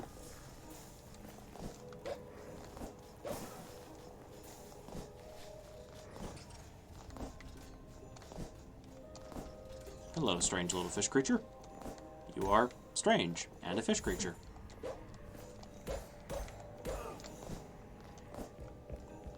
Why is there a tree down here?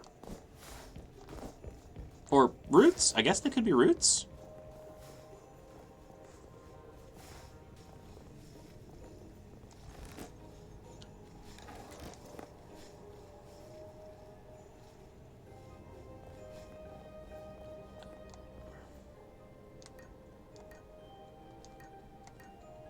Thanks for the fast travel into the bottom of Bedlam Asylum, strange ghost conductor. It's the train. It's the worm train from Hollow Knight. That's not a worm train. That's an actual working tram station. Yeah, but the guy is. Oh, that's the old stag. Yeah. Yeah, he's a bug. Yeah. But no, because there is an actual, like, train. There is an actual tram station in Hollow Knight. Yeah, but the bug drives it. Yeah. No, the tram is automated, and then the old stag is more like a coach that you ride through the tunnels. Oh, okay. Yeah. I'm making a reference to Drawfee's worm train, which is neither a worm nor a train, so I'm technically correct. Yeah, fair. Who is this meek-looking fellow? Who are you? Fern. I've arrived too early to meet a friend. My pocket watch does not keep good time. There is a ghostly lamp that is trying to attack me. You don't appear to be taking damage while in a conversation. Which, that's nice. I do appreciate that in games. Like, if I can't interact with a thing during a cutscene, that thing should not be able to interact with me. Exactly. Thinking about the ogre that very rudely walked into our conversation cutscene in Dragon Age earlier. This is why old video games are good, actually. Sometimes they have glitches and errors that are funny. Yep, sometimes somebody walks through the background of your pre-rendered cutscene. Sometimes, or rather not pre-rendered because that's what the term means, but or sometimes you complete a quest in a different location and then the character just appears where you are to go, oh, thanks for doing that for me. Thanks for traveling to that place I couldn't, where I am here now to give you your quest reward. Yup.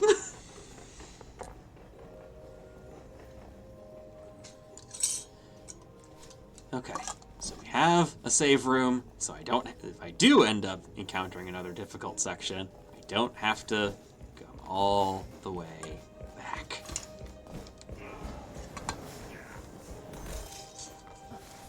Ah!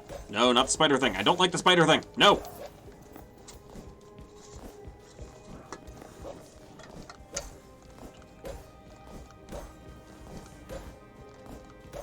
Is this method, fair and honorable on my part? Maybe not. But I survived.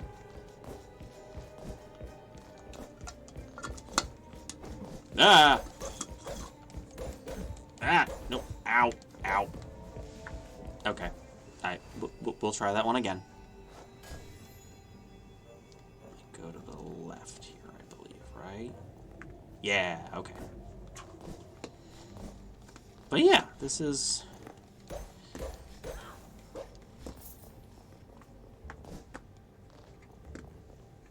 a strange game. Definitely long, like, even if it was going to stick with, Metroidvania as the thing, this is still way longer than I was expecting. Like, yeah, this is just... I do not feel like we are even very far into this at all, and, like... This is so much of it. It's just so much. But yeah, other games, actually, in terms of... unless the full Wheelborne game comes out between now and next week, in which case I will definitely be playing that. My plan for next week is actually to bring back a very old favorite of mine, which is the old PC CD-ROM Bionicle game. That's the plan for next week. So be ready for being able to count the polygons in your video game, and going back through a old part of Lego history, actually, 'cause it was and also my first comic book. Yeah, the tie-in Bionicle comics that came with the Lego Club magazine were the first comic books that I ever had. They were cool. It was a cool time. But I will save more Bionicle lore for next week. But that is, if there's any other Bionicle fans, I'll be bringing that game back. But that one I might actually be able to get done in, relatively short order, if I can remember most of it. Okay. There's doors that I can't get through.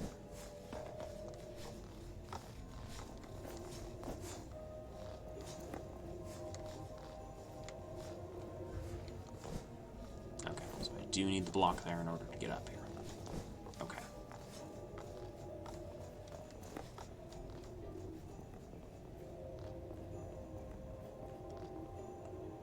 Does it need a block to go in here? Let's find out.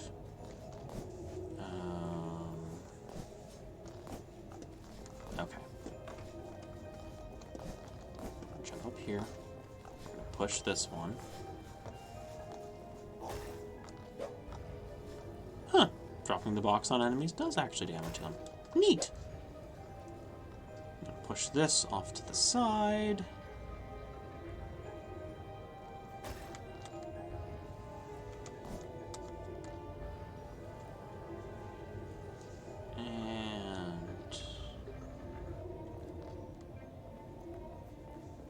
No? Okay. Doesn't. Oh! You put that one in there and then grab the other one so you can drag it across and get up to that lever. That's what it is. Okay. Sometimes I'm good at solving puzzles. What am I talking about sometimes? I actually like that in games.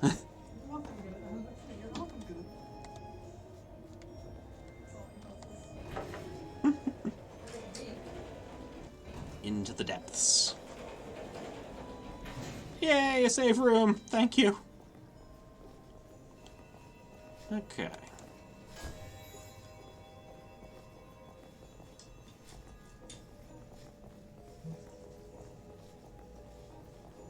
Alright. Oh! This... Oh, don't make me...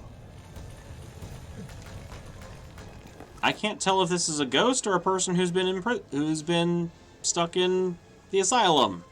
I assume it's a ghost, given that all the spectators are ghosts. Yeah, but this one doesn't look, you know, They don't see-through. look wobbly, so I don't know.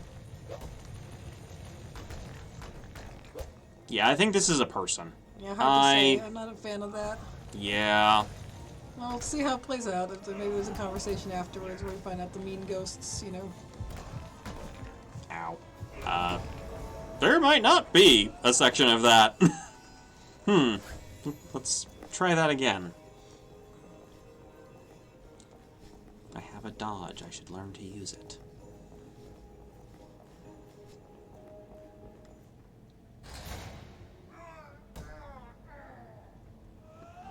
Wait.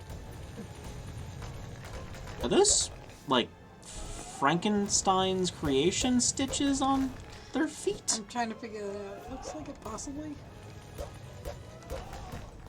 Ow.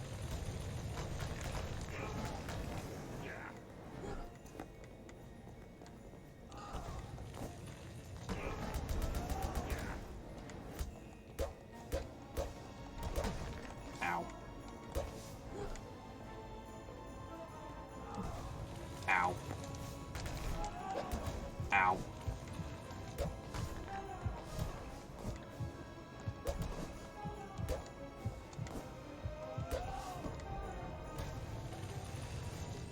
Okay, we're learning patterns.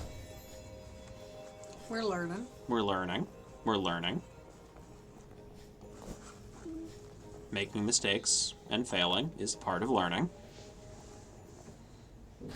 Excuse me.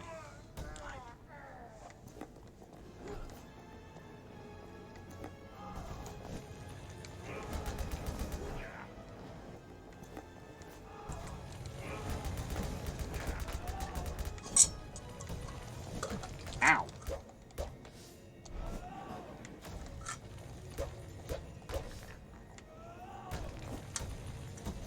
Ow.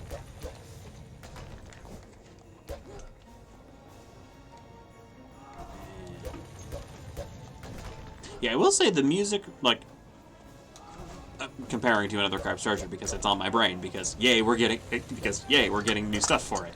But like, the soundtrack for Another Crab's Treasure, absolutely fantastic. 10 out of 10. Would listen to basically all of the tracks at any time. If they make a physical version of the soundtrack, I will buy it. I already bought it on Bandcamp. But like, this one, it's fine. It's there. It's there. Like, it's not bad, but it's not... I don't think of this game's soundtrack.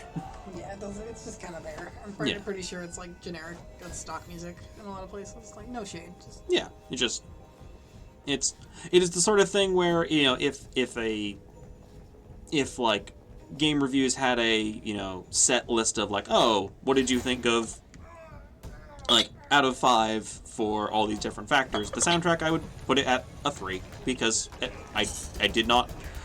I didn't notice it in a bad way, but I didn't notice it in a good way either. Yeah.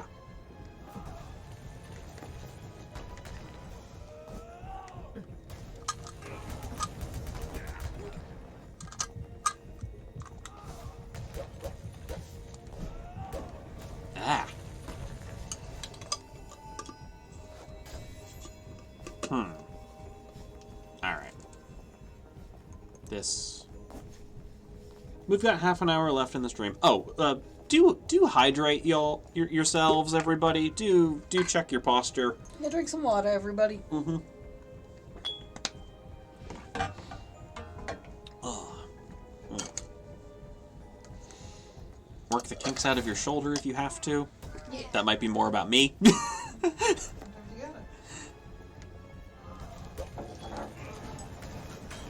Hope that your shoulder doesn't make that horrid clicking noise it sometimes makes. Don't worry, I'm sure it's fine.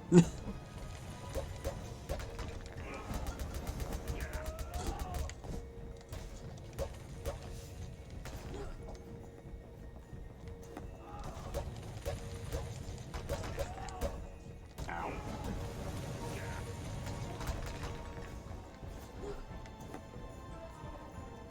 There it is. Ow. Oh, we are now at the point where any mistake will be a failure.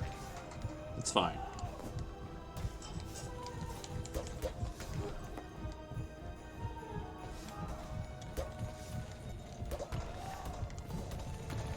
Oh, and there I go again. I find it is not helpful for me to lurk during boss attempts, so I'm gonna go do a chore real quick and come back. Oh, okay.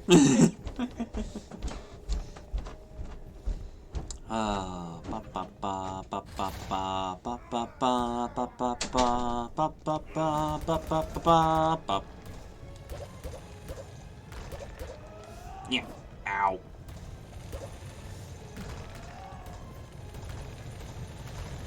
How is the ceiling not caved in entirely at this point? Like, that's a question I have in any, like, boss fight like this, where, like, things fall from the ceiling. Like, sooner or later, there will be either no more ceiling, or the walls are gonna start caving in on us. And, like, I know it's a video game, I shouldn't think about it that hard, but, like, I do. And, like, I know it's a me problem, but, like, Ah.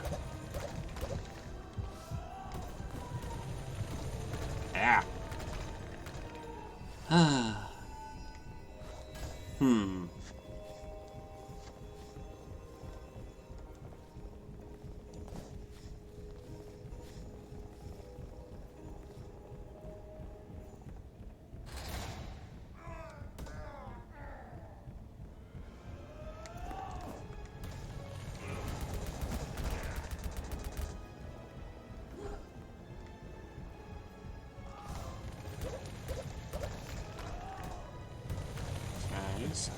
Oh.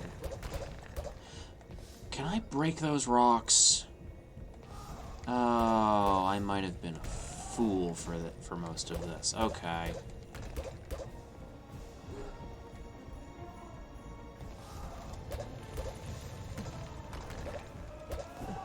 Ow. Is my timing just bad? No, okay, you actually can't break the rocks with your cane. That's... I mean, to be fair, it's a boulder that's larger than my torso, and I just have a cane, so that makes sense, but ow. Ah.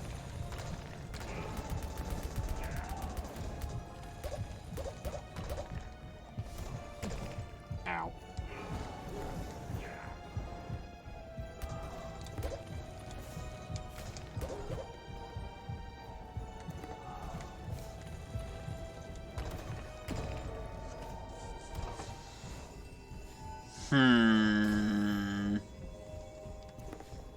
Yeah, I think this is the part of the game where there's the difficulty spike, because I haven't had this. I certainly didn't have this much trouble in the first stream, and we had like a few small bosses. But this is this sure is continuing. Ow! It keeps happening. It persisteth.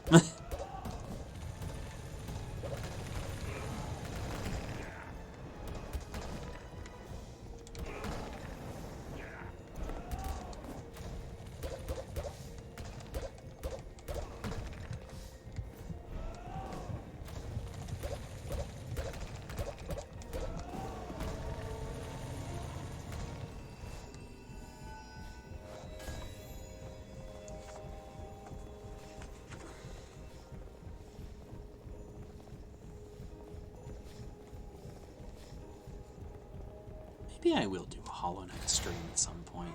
That, like, do I need to do a Hollow Knight stream? No.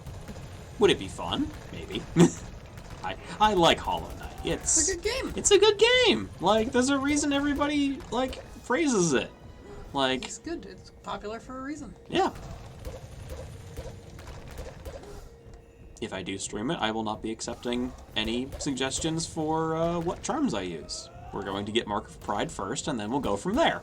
I have my favorites. Ow.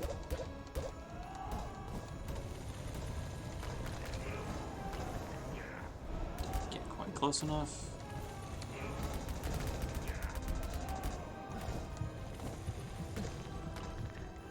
Also, I totally don't let the Dung Defender fight go on longer than it needs to because the music is an absolute bop. Totally not. Definitely haven't done that.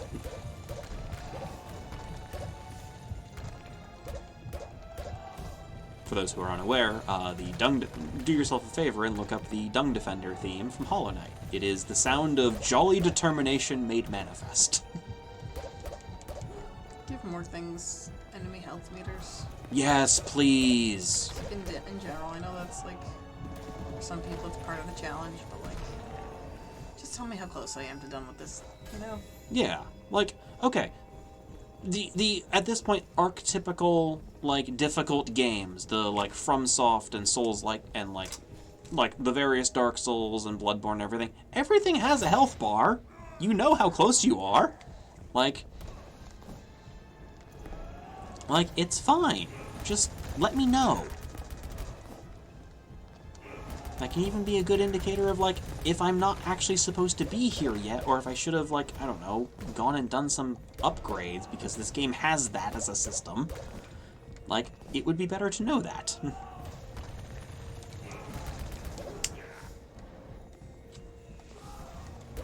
Though I am learning his patterns now. Ow.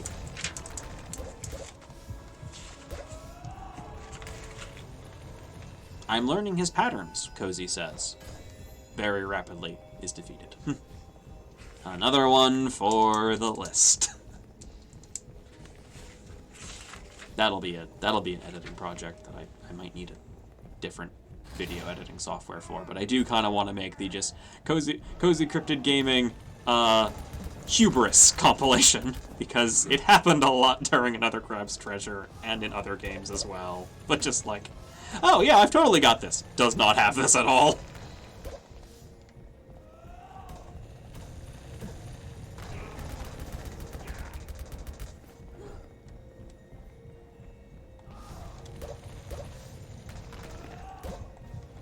Nope.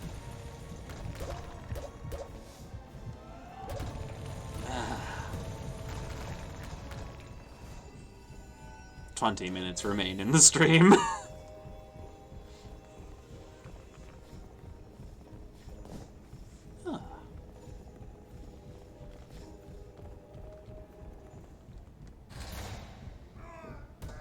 Excuse me. Ugh. Yeah.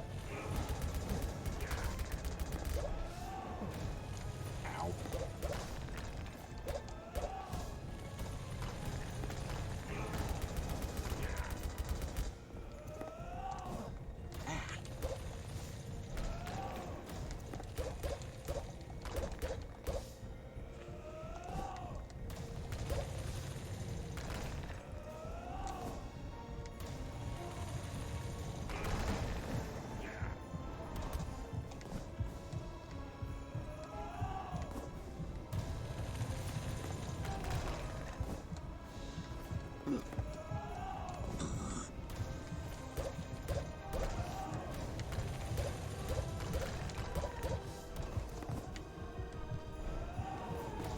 Ow.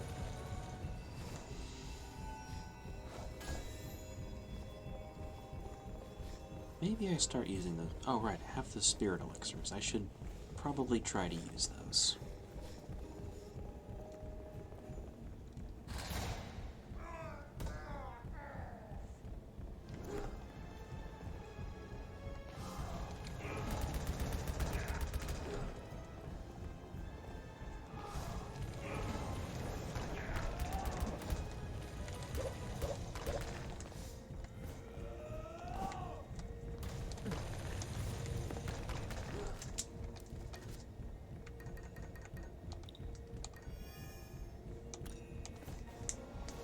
Like, I get that this is probably, you know, villains making you pit fight the prisoner and they're the bad guys and all, but, like, this just still feels distasteful and I don't like it.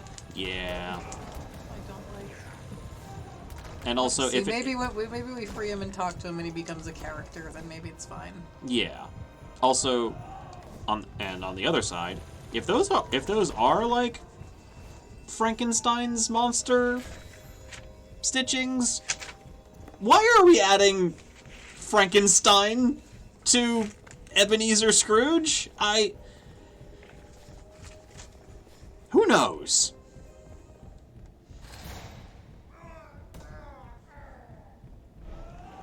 Like, yeah, I can't actually get a good enough look at this character's face to be able to tell. Ow.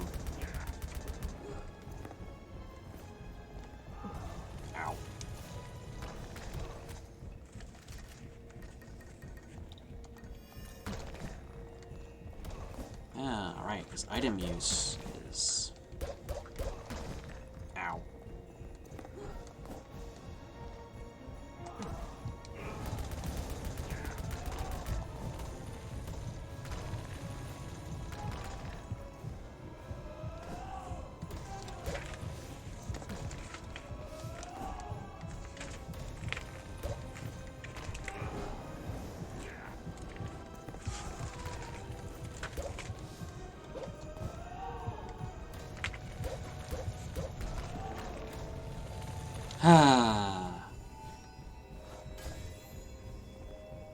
It's gonna be one of those ones, chat.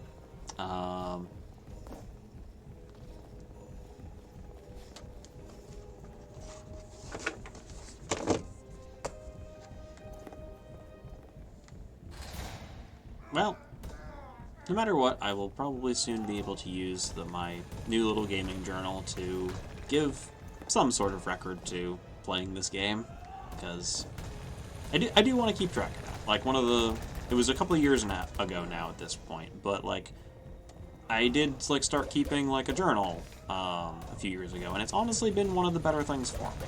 Like, I know they're not for everybody, and I would not, like, suggest that everyone do one, but, like, it can be useful. It doesn't have to be, like, every day or anything, but it's been nice, and I'm enjoying the idea of having one for, like, specifically for games that I play. That'll be nice.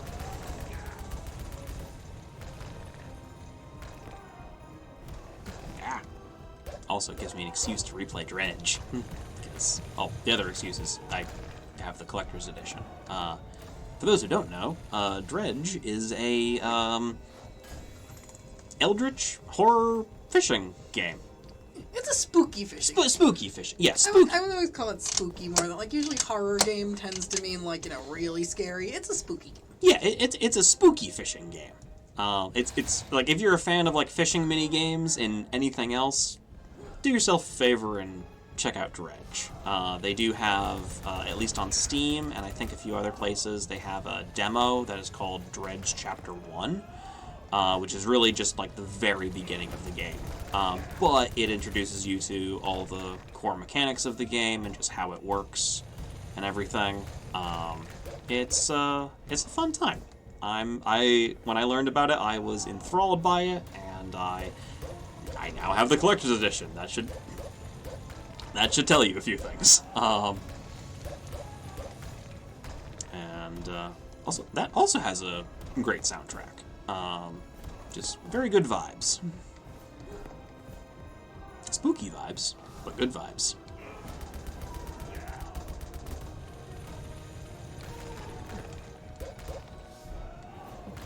Ow. Actually, I might... Yeah, Cozy... That would actually be a decent game to play if I come to a point where I'm like, I'm not sure what I want to play this week. I'll just break out Dredge again.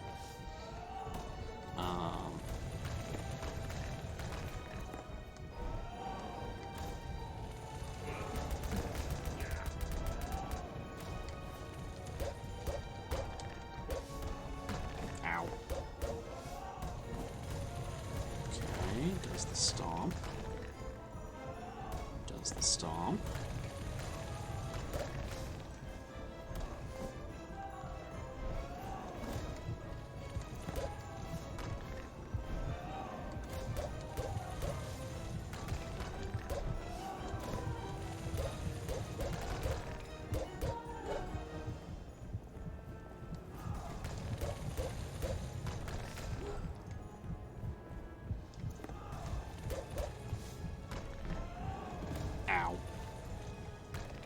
Well,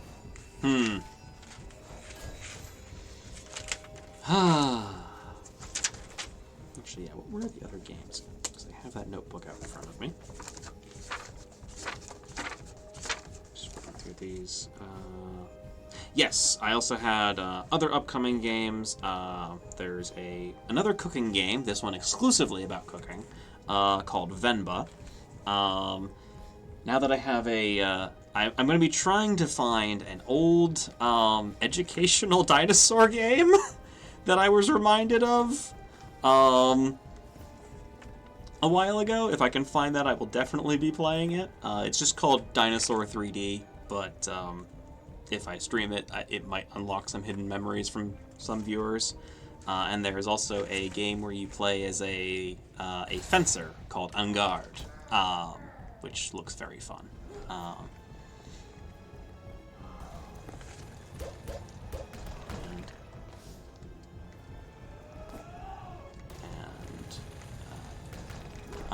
In terms of game design, all the bosses' attacks have a similar wind-up animation. Okay, so that's not just me. I wasn't sure about that. Thank you, Oleander. Which, yeah, if the different animations have very similar wind-ups, it makes it hard to learn what the actual patterns are. Like, again, comparison to Hollow Knight, like.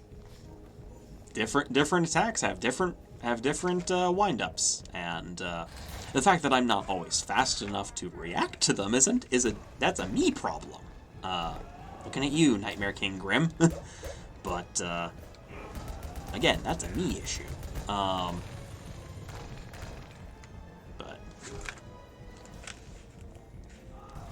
yeah.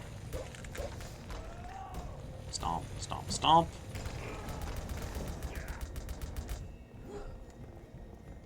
Leap into the sky.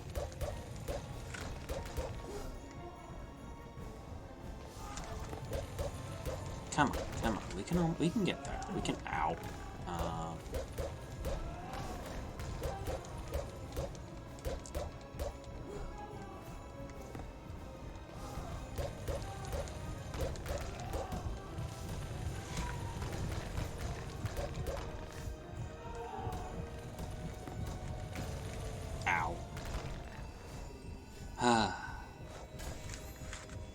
All right, chat. We have 10 minutes until the end of this. Hang on, we have more advice from Oleander. The two that I'm. That ruler, real quick. Thanks. Yes, here's the ruler. Thank you. The two that I'm seeing are the dive kick and the rock punt, which have the opposite dodge patterns. Yeah, and yet they have basically the same wind up. Yeah, that's not the best.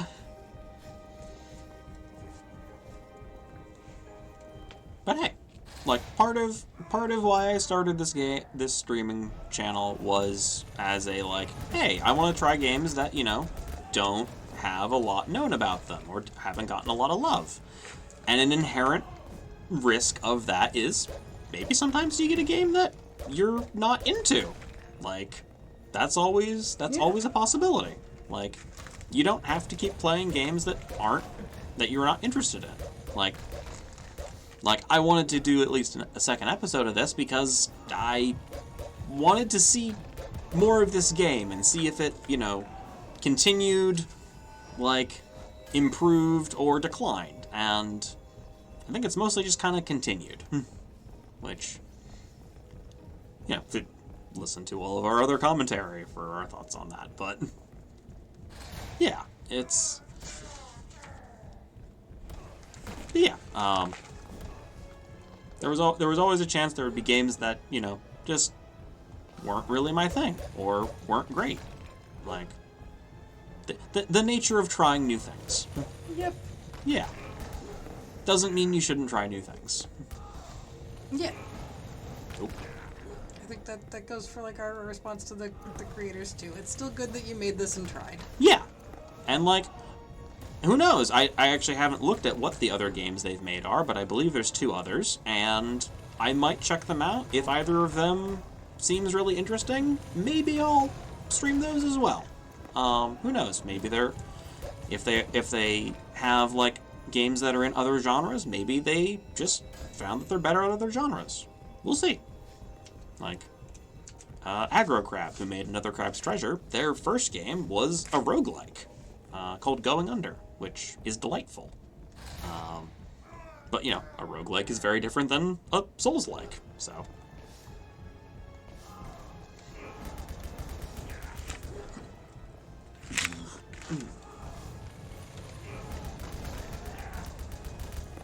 Stompy, stompy, stompy.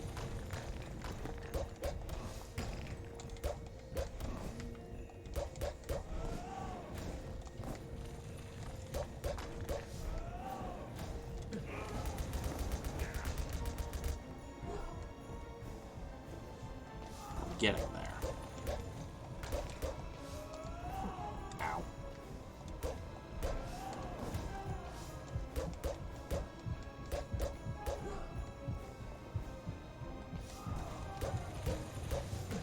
Ow. Ow.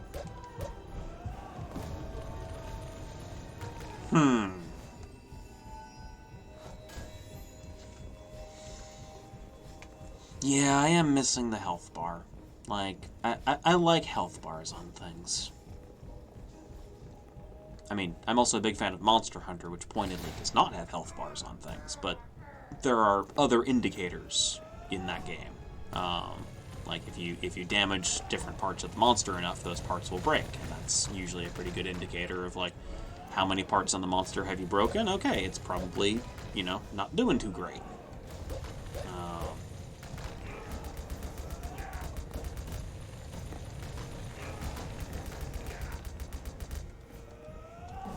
Ow. Yeah.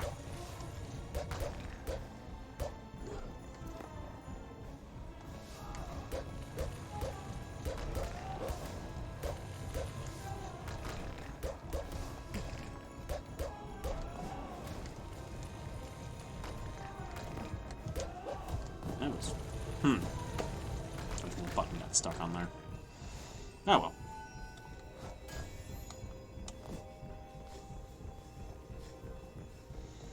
Alright.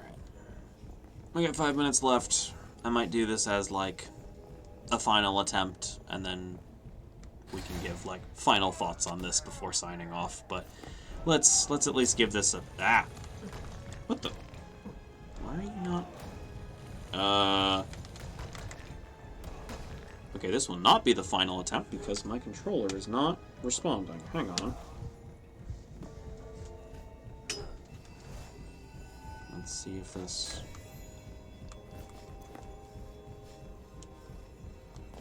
Hello? Okay.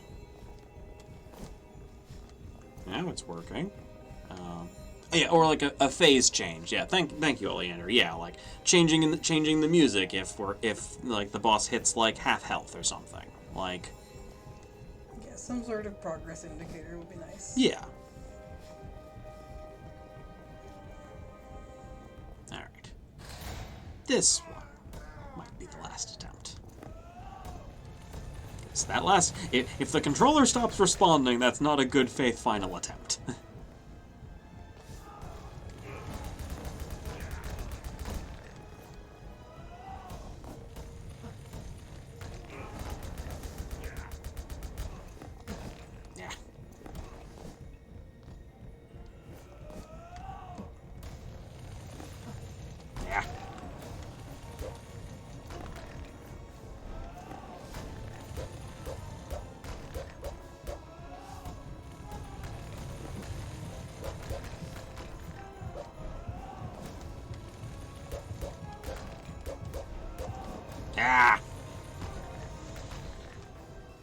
Ah. Yeah.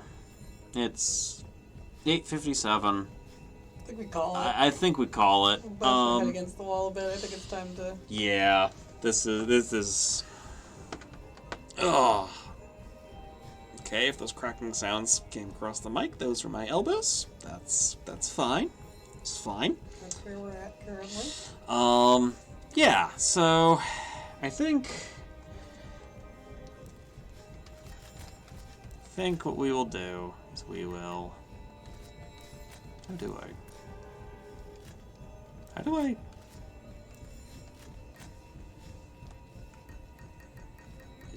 Is it this as exit? Yep, okay, that's the one. Oh! Now y'all can see the little, quote from the actual novel that shows up. This hasn't been in any of the streams yet because, it loads in before I can get things like recording. But yeah. The text from the text of A Christmas Carol that talks about all the other ghosts. Yep. But, yeah. So this has been the second episode of Ebenezer and the Invisible World. It will be the last episode of it for me. The gameplay is fine, even well done at places, but it's probably not the right choice for the story of continuing A Christmas Carol. It's still a decent thing to be in the dev's portfolio, but yeah, probably not the best. Certainly not the best one I've played by far, and just baffling and a bit incongruous in its messaging and tone. So, but this has been CozyCryptidGaming. I will have the stream of this up probably in a day or two. And next week we will go back to a old favorite of mine and see if I can beat it any faster than I did when I was, 10. Because I think that was about the last time I played the Bionicle game. Oh no! Has it actually been 20 years? Oh no. Oh no. Well, we'll see about that next week, everyone. Until then, remember to stay hydrated, and stay out of trouble if you can. If you can't stay out of trouble, make it good trouble. And we will see you all next week. Thank you for watching. Have a great night.